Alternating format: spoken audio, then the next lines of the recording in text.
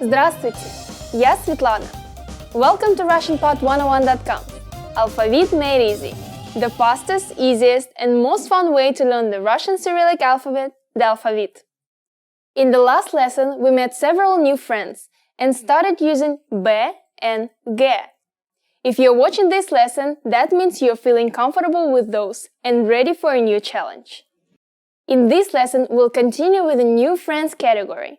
Remember, these are letters that don't look like English letters, but have sounds that can be found in English. Our first new friend is D. Maybe you recognize this letter from a James Bond movie, or maybe you've seen da spelled out before. If you have, you probably realize that D is pronounced just like the English D. In printed form, size is the only difference between the uppercase and lowercase letters. Here's the uppercase.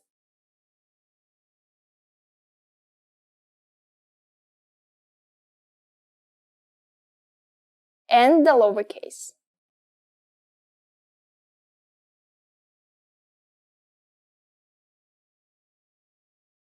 Now we'll look at the cursive versions. English speakers will be happy to see that the cursive uppercase D looks pretty similar to an uppercase D. What a nice new friend! While it's written in a slightly different way, it should be easy to recognize.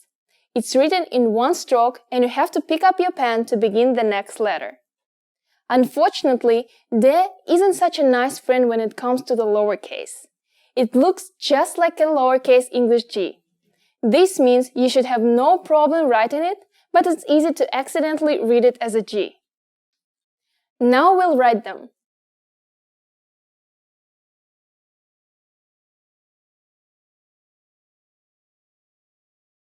And the lowercase.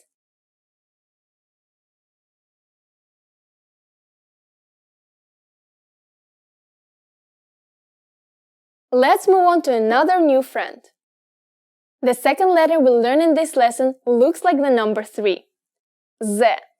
While it may look strange, Z has a pretty familiar sound. Z always makes a Z sound, and despite how it looks, it sounds exactly like the English Z. Here's how to write the printed versions.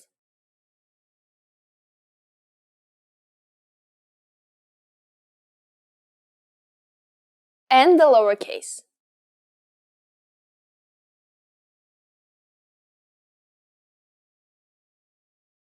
Now let's take a look at how to write Z by hand. Uppercase Z is pretty similar to the printed version. It's one stroke, but we have to pick up our pen before moving on to the next letter. The lowercase is where it gets interesting. Remember learning cursive in elementary school?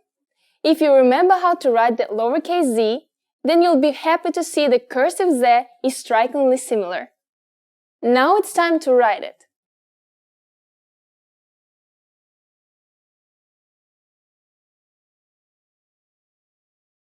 And the lowercase.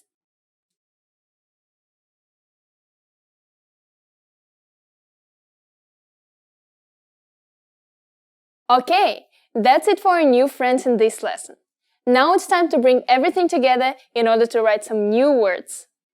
First up is a very common word that you'll use when talking about your plans.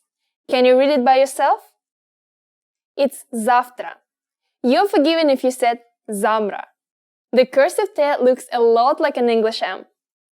Now try to write it yourself.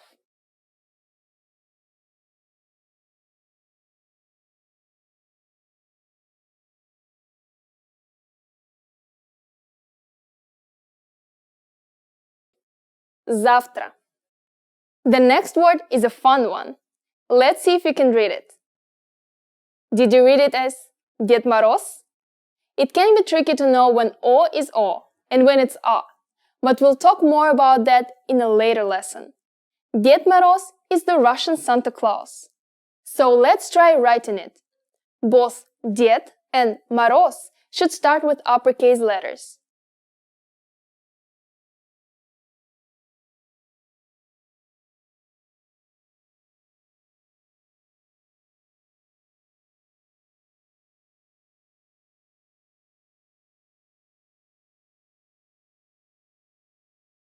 Дед Мороз. Remember that after the uppercase D, you have to pick up your pen to start the next letter. M, on the other hand, connects easily to the next letter. Nice job! Now it's time for Svetlana's insights. You may have noticed that some uppercase letters like D don't seem to be connecting very well. This happens with many uppercase letters in Russian. In these situations, you have the choice of either letting the letter stand alone and starting from the next lowercase letter, or adding a little connecting tail to the uppercase letter. However, when writing, most people don't connect D, V, and other difficult to connect uppercase letters. That's it for this lesson. Next time we'll continue to introduce more new friends. See you in the next Alphavit Made Easy lesson. Пока-пока!